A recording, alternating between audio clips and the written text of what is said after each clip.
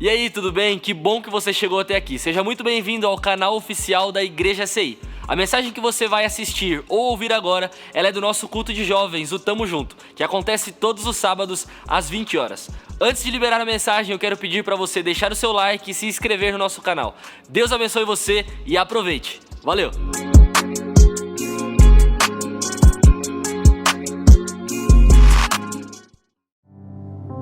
Livro de Lucas, um dos evangelhos escrito por Lucas, capítulo 8, versículo de número 40. Diz assim a palavra do Senhor: Quando Jesus voltou, uma multidão o recebeu com alegria, pois todos os esperavam. Então um homem chamado Jairo, líder da sinagoga, veio, prostrou-se aos pés de Jesus e implorou-lhe que fosse à sua casa, porque a sua única filha, com quase 14 anos, estava à morte. Estando Jesus a caminho, a multidão o comprimia. Havia ali uma mulher que padecia de hemorragia por 12 anos, mas ninguém poderia curá-la. Aconteceu que ela chegou por trás de Jesus e tocou na borda do seu manto. Imediatamente a hemorragia cessou. Quem tocou em mim? Perguntou Jesus. Porque todos negavam, Pedro disse: Mestre, a multidão se aglomera e te comprime. Jesus, porém, disse: Alguém tocou em mim, pois eu sei que de mim saiu o poder. A mulher, ao ver que não conseguia passar despercebida, veio tremendo, prostrou-se aos pés de Jesus, na presença de todo o povo. Contou por que ela tinha tocado nele e como fora curada instantaneamente. Então ele lhe disse: Filha, a sua fé curou você, vá em paz. Enquanto Jesus ainda falava, chegou alguém da casa de Jairo, líder da sinagoga, e disse: A tua filha morreu, não incomodes mais o mestre. Jesus, porém, ouvindo isso, disse a Jairo: Não tenha medo, apenas creia e ela será curada. Se você puder, feche seus olhos, vamos orar. Pai, nós te agradecemos, Senhor, pela tua palavra, a tua palavra que nos alimenta, a tua palavra que nos consola, a tua palavra que nos dá mais uma chance, mais uma oportunidade. Muito obrigado, Jesus, pela tua palavra. Te pedimos, Pai, nessa hora, para que a tua palavra entre nos nossos corações e fale conosco. Ministre o coração de cada um aqui nessa noite.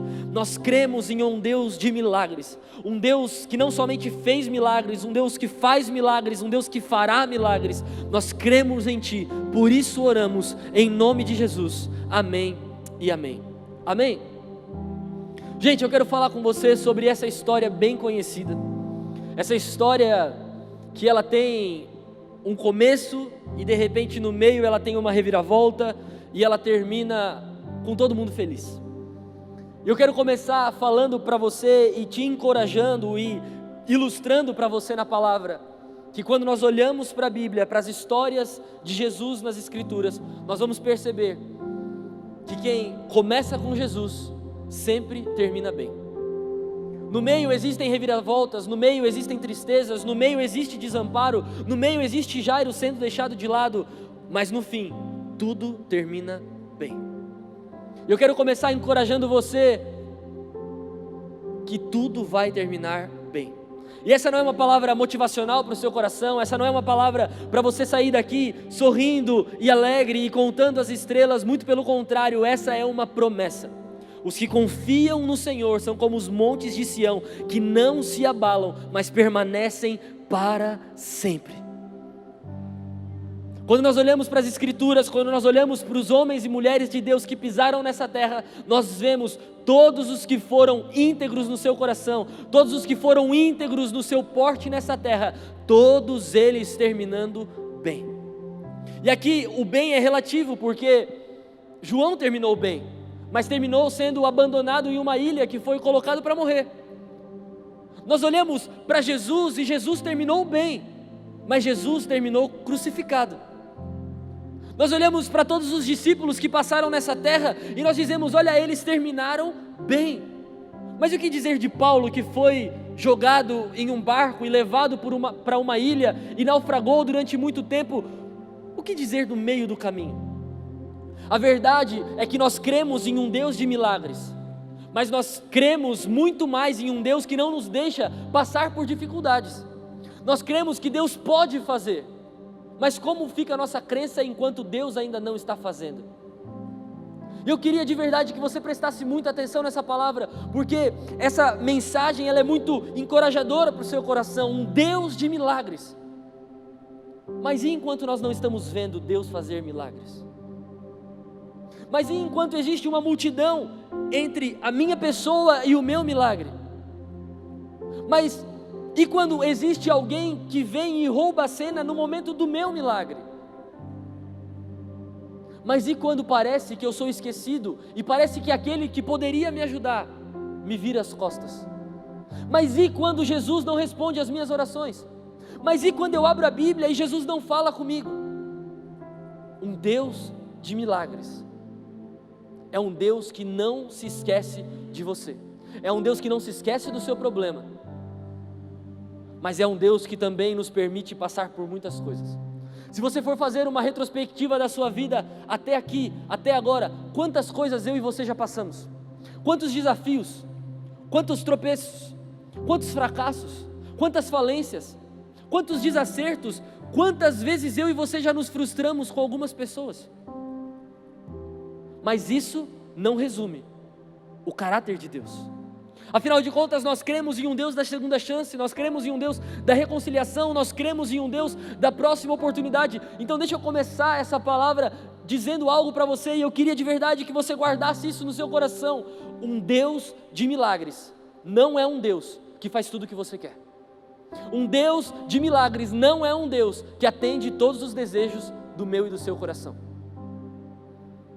Nós depositamos toda a nossa expectativa em Deus, nós depositamos toda a nossa confiança em Deus, mas muitas vezes essa expectativa e essa confiança não são depositadas nas promessas de Deus, são depositadas nas vontades e nos desejos que eu tenho para a minha própria vida, no meu próprio coração. E quando nós olhamos para esse texto que nós acabamos de ler, nós vemos uma mulher sofrendo com um fluxo de sangue há 12 anos. E a Bíblia diz que ela já havia gastado tudo o que ela tinha para tentar cessar aquele problema. Em um tempo, em dias onde existiam poucos métodos, em dias onde a ciência não era tão avançada, onde a medicina não era tão avançada. E essa mulher então, ela havia gastado tudo o que ela tinha.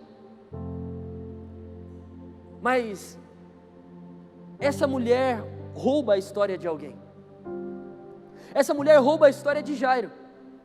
E Jairo, ele está ali diante de Jesus, existe toda uma multidão em volta, e Jairo, ele era um dos dirigentes de uma sinagoga, um homem muito importante, o que nos nossos dias de hoje seria algo comparado a um político, a um senador, a um deputado, a alguém relevante, a alguém com poder.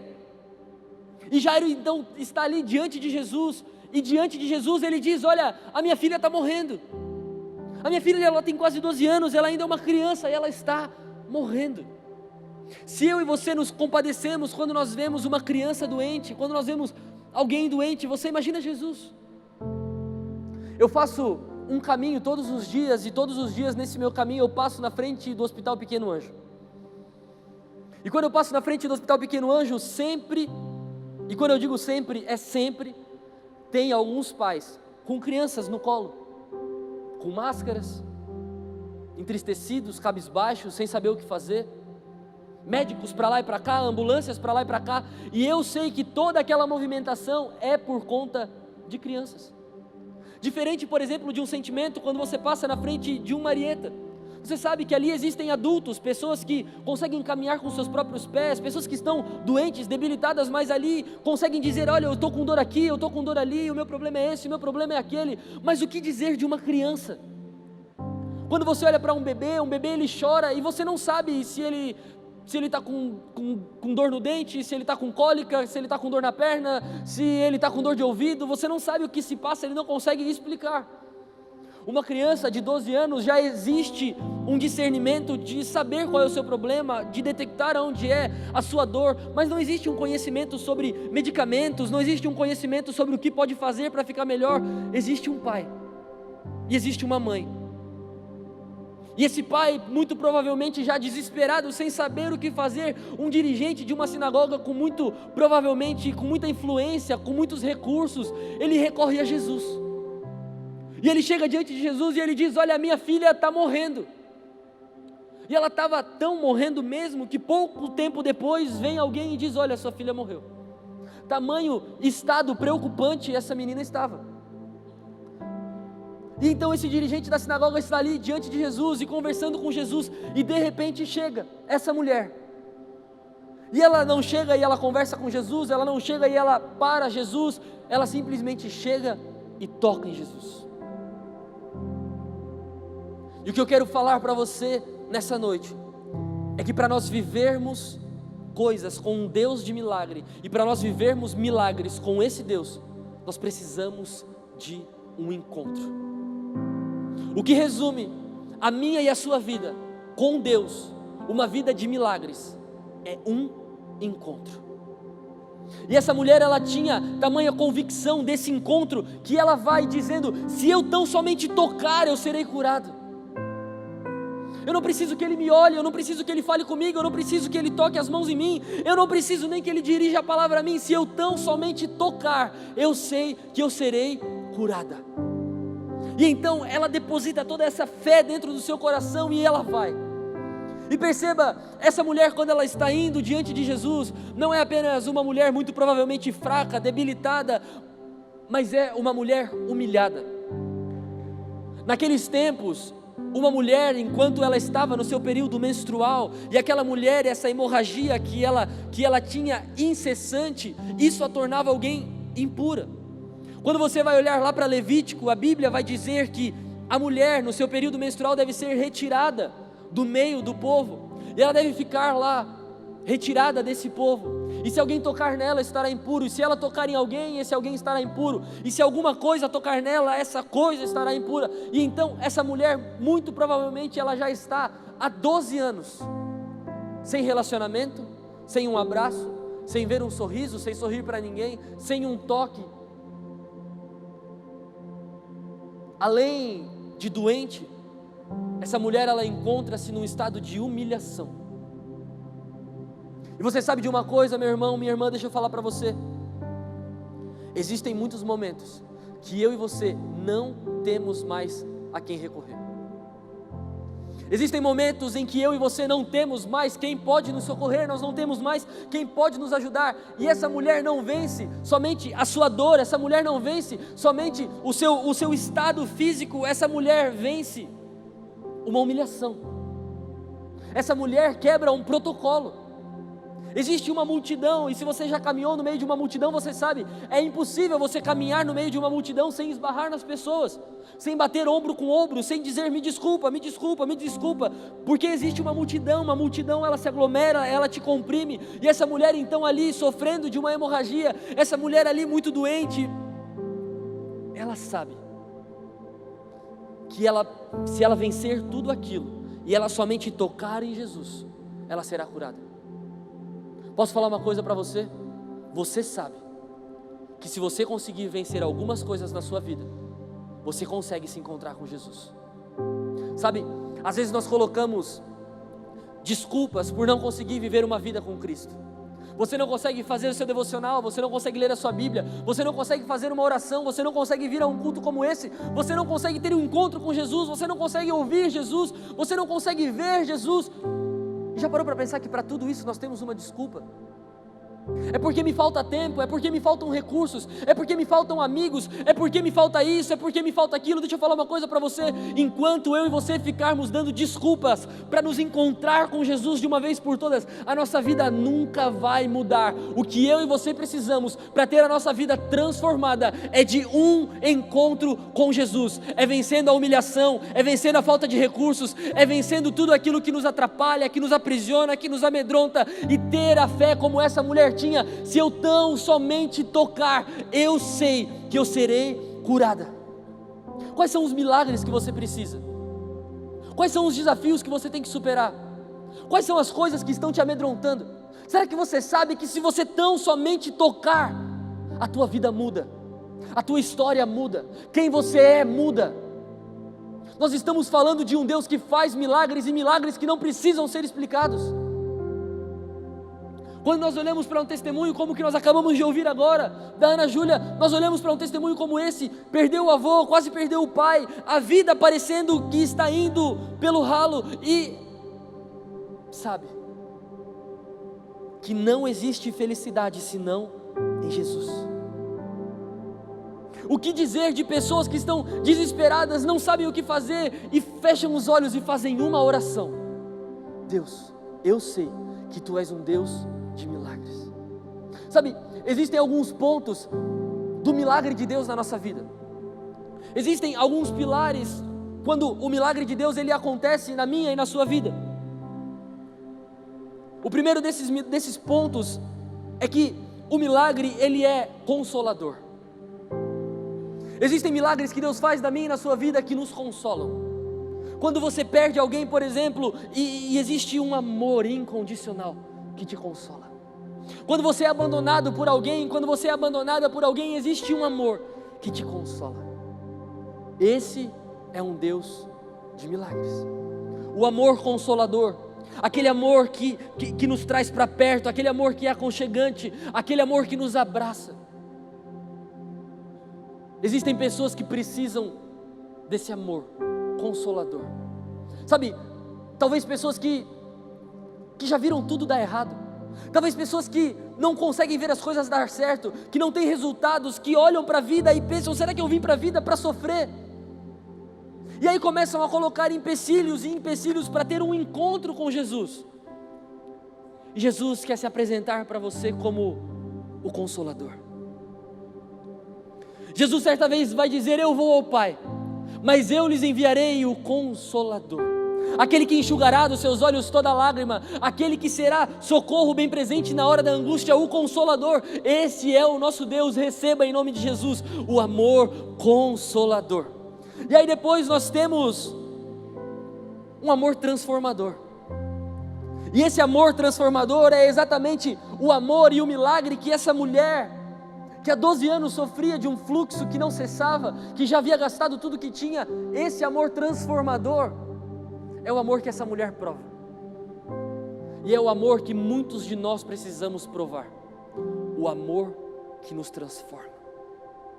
Eu era, mas não sou mais.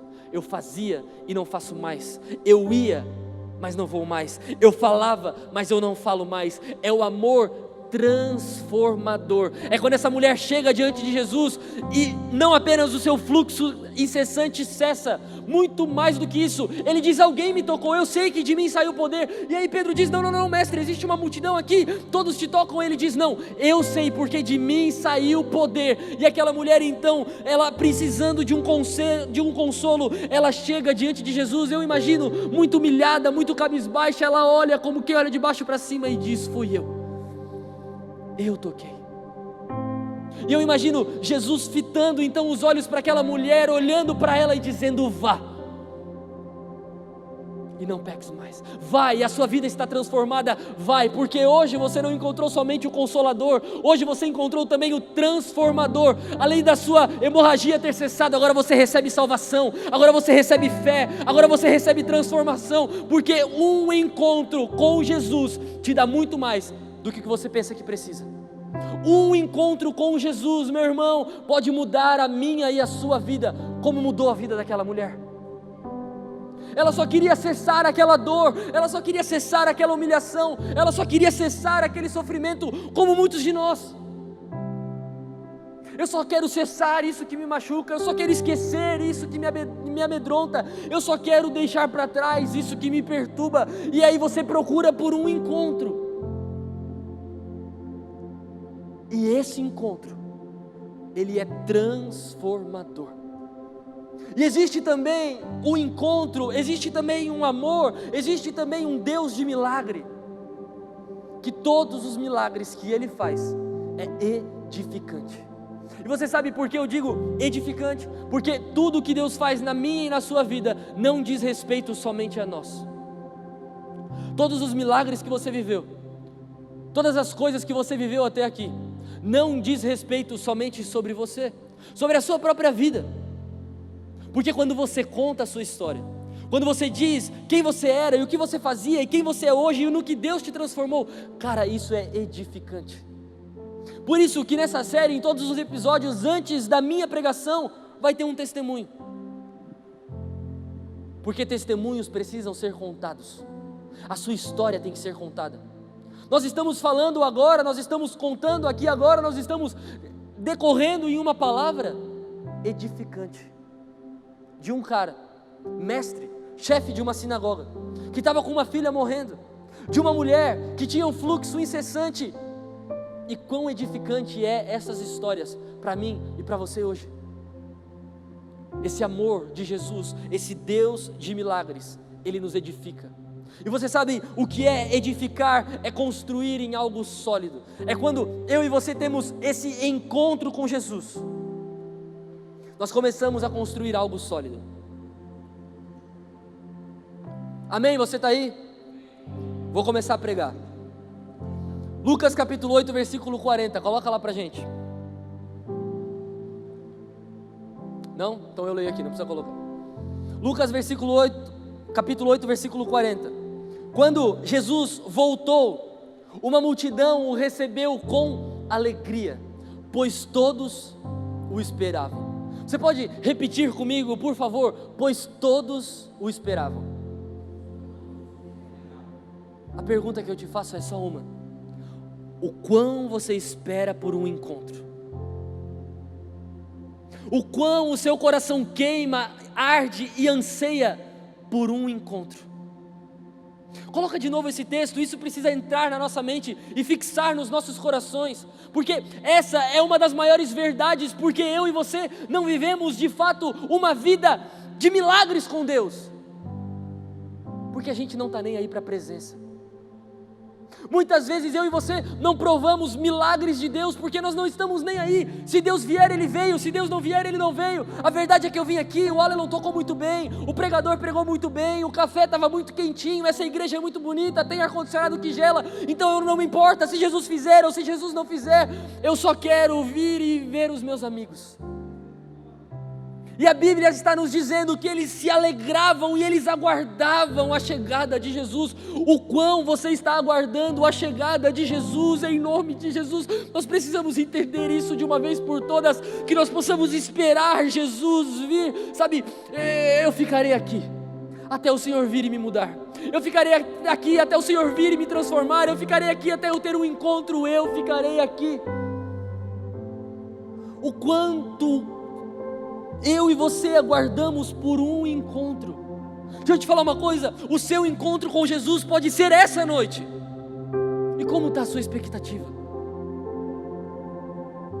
Será que você se arrumou para vir para esse culto porque você não tinha nada melhor para fazer, e aí você pegou qualquer roupa no seu armário, e aí você penteou seu cabelo de qualquer jeito, e aí você veio para uma igreja? Deixa eu te falar uma coisa: não é sobre uma igreja, não é sobre uma música, não é sobre uma pregação, é sobre um encontro que muda a minha vida, um encontro que muda a sua vida, um encontro que nos transforma. É um encontro. Essa pode ser a noite do seu encontro, a noite da sua transformação.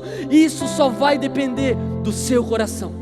Jesus vai dizer: eu estou à porta e bato, aquele que abrir eu entrarei, cearei com ele e ele comigo. Jesus quer ter comunhão, Jesus quer ter encontro, por isso que ele se apresenta como Emanuel, Deus conosco, o Deus que quer se encontrar. Meu irmão, você precisa entender isso. Jesus quer se encontrar com você.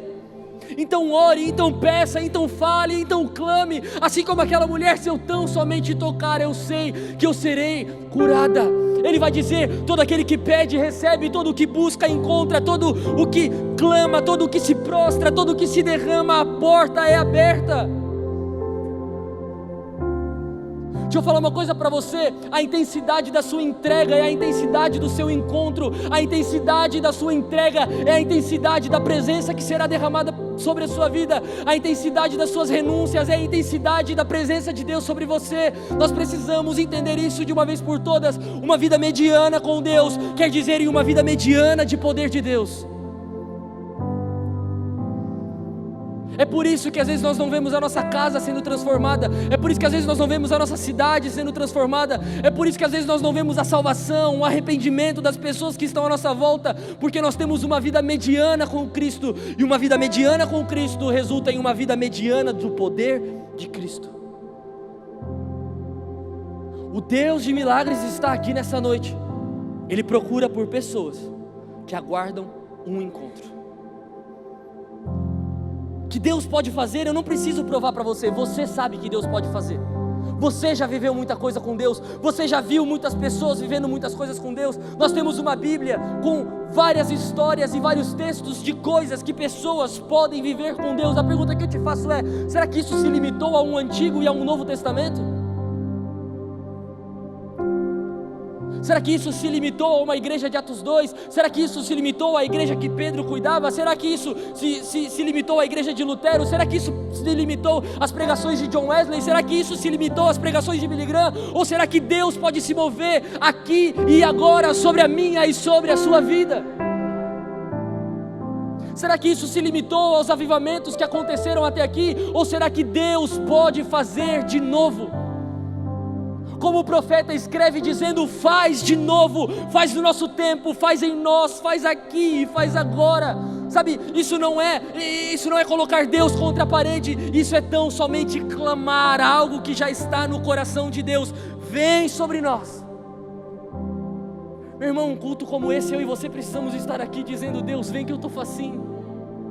Deus, vem que eu estou querendo, vem Deus que eu estou afim, vem Deus e derrama a sua presença sobre mim, Deus vem e derrama o seu amor sobre mim, vem Deus e derrama o sobrenatural sobre a minha vida. Quando eu chegar na minha casa, as pessoas serão transformadas. Quando eu chegar na minha faculdade, as pessoas serão transformadas. Quando eu chegar no meu trabalho, as pessoas serão transformadas. Não é sobre mim, mas é sobre o que eu carrego. Aqui existe carne, aqui existe pecado, mas aqui existe um coração arrependido, um coração contrito e quebrantado, que o Pai não rejeitará. Se você puder, joga sua mão lá em cima, levanta sua mão mais alto que você puder. Deus, nós estamos aqui agora, e nós clamamos: vem sobre nós, encontre em nós verdadeiros adoradores, que adoram ao Pai em espírito e em verdade. Essa é a noite de um encontro, essa é a noite de reconciliação. Nós cremos que se nós tão somente tocarmos, nós seremos curados, nós seremos transformados. O Deus que escreve nova todas as coisas, o Deus que faz nova todas as coisas, tocando agora sobre cada um de nós, em nome de Jesus, em nome de Jesus. Vem sobre nós, Jesus. E eu preciso falar para você sobre a multidão. Essa história é sobre 3 pessoas e não sobre 2. Essa história é sobre Jairo, é sobre a mulher do fluxo de sangue. E essa história também existe uma multidão. Uma multidão formada por dezenas, centenas, quem sabe milhares de pessoas, que estão ali em volta de Jesus. E Jairo precisa vencer toda essa multidão. E a mulher do fluxo de sangue precisa vencer toda essa multidão. A pergunta que eu faço a você é: qual é a sua multidão? O que está entre você e o seu milagre? O que está entre você e Cristo? Será que é a pornografia que você não consegue parar de ver? Será que é o seu namoro que você não consegue santificar? Será que é o seu trabalho que você não consegue de uma vez por todas se colocar na linha e parar de enganar as pessoas? Será que não é na igreja que você não consegue de uma vez por todas se posicionar se você está no mundo ou se você está em Cristo? Qual é a sua multidão? O que está entre você e Cristo? Jairo precisava de um milagre, a sua filha estava pronto a morrer. Aquela mulher tinha um fluxo incessante, já tinha gastado tudo que tinha, já não tinha mais dinheiro, já não tinha mais recurso, não tinha mais amigos, não tinha mais nada, não tinha mais ninguém, mas ainda existia uma multidão. A pergunta que eu te faço é: qual é a sua multidão? Eu tenho a minha, e eu tento lutar contra ela todo dia. E a sua? Qual é a sua multidão? Pelo que você tem que lutar para conseguir encostar em Jesus de uma vez por todas? Pelo que você tem que lutar para conseguir tocar em Jesus de uma vez por todas? Quais são os gigantes que você tem que vencer para chegar a Jesus de uma vez por todas? Nós estamos falando de um Jesus que nele todas as coisas se tornam possíveis. Nós estamos falando sobre um Jesus que traz à existência coisas que não existem como se já existissem. Jesus não é um conto de fadas, Jesus não é uma história, Jesus é uma pessoa que morreu, se entregou por mim e por você. Paulo vai escrever à igreja de Filipos dizendo que mesmo sendo Deus, não usurpou que ser Deus era algo que deveria se apegar, mas se esvaziou. Se Jesus se esvaziou, a gente também precisa se esvaziar. A verdade é que às vezes nós estamos cheios de nós mesmos, cheios de razão, cheios de verdade. Não considerou ser e se esvaziou. Esse é o segredo de alguém que consegue tocar em Jesus. Só Ele é a minha salvação, só Ele é a minha redenção. Deixa eu falar uma coisa para você, meu irmão, minha irmã, entenda isso em nome de Jesus. Enquanto o seu intelecto continuar sendo a sua salvação, você não vai conseguir chegar em Jesus. Enquanto os seus contatos continuarem sendo a sua salvação, você não vai conseguir tocar em Jesus. Enquanto a sua família continuar sendo a sua salvação, você não vai conseguir tocar em Jesus. Enquanto os seus amigos, enquanto a sua namorada, enquanto o seu namorado, enquanto essa igreja for a sua salvação, você não vai conseguir tocar em Jesus. Existe somente uma forma de nós tocarmos em Jesus: vencendo as multidões. Boas músicas te conduzem a um lugar de adoração. Uma boa palavra talvez esclarece algumas coisas no seu coração, mas somente você, por você mesmo, consegue tocar em Jesus. Sabe, é como Zaqueu subindo em uma árvore para ver Jesus, porque ele sabia que Jesus era a única chance dele. Então, sendo de pequena estatura, ele cria uma estratégia: eu preciso correr e subir em uma árvore, e essa é a única forma de conseguir ver Jesus. Como aqueles dois cegos que eles ouvem dizendo que Jesus está passando, e aí eles começam a gritar: Jesus, filho de Davi, tem misericórdia de mim, Jesus, filho de Davi, tem misericórdia de mim. E de novo a multidão diz: ei, fiquem quietos, não incomodem o mestre. Você consegue entender que a multidão está sempre querendo nos afastar de Jesus? Qual é a tua multidão? Jesus está te atraindo para cá, o que está te puxando para lá ainda? Você consegue entender isso? Jesus, Ele está fazendo força, e Ele está te trazendo, e Ele está te puxando, e aí você vem em um culto como esse, o Alelon faz músicas maravilhosas, e aí você dá mais um passinho para o lado de Jesus, e aí vem alguém aqui e prega, e você dá mais um passinho para o lado de Jesus, mas você sai daqui, o seu telefone toca, mas você sai daqui, os grupos bombam, mas você sai daqui e existe algo te puxando de novo para o outro lado. Quais são as multidões que eu e você precisamos vencer para de uma vez por todas tocar em Jesus? Jesus quer ser tocado por mim e por você, mas nós precisamos vencer as nossas multidões. Jesus pode te ajudar, Jesus pode te dar mais uma chance, Jesus pode ser a força para você, afinal de contas a alegria do Senhor é o que é a nossa força. Mas em todas as vezes que nós olhamos para as Escrituras, nós vemos as pessoas vencendo as suas multidões e tocando em Jesus.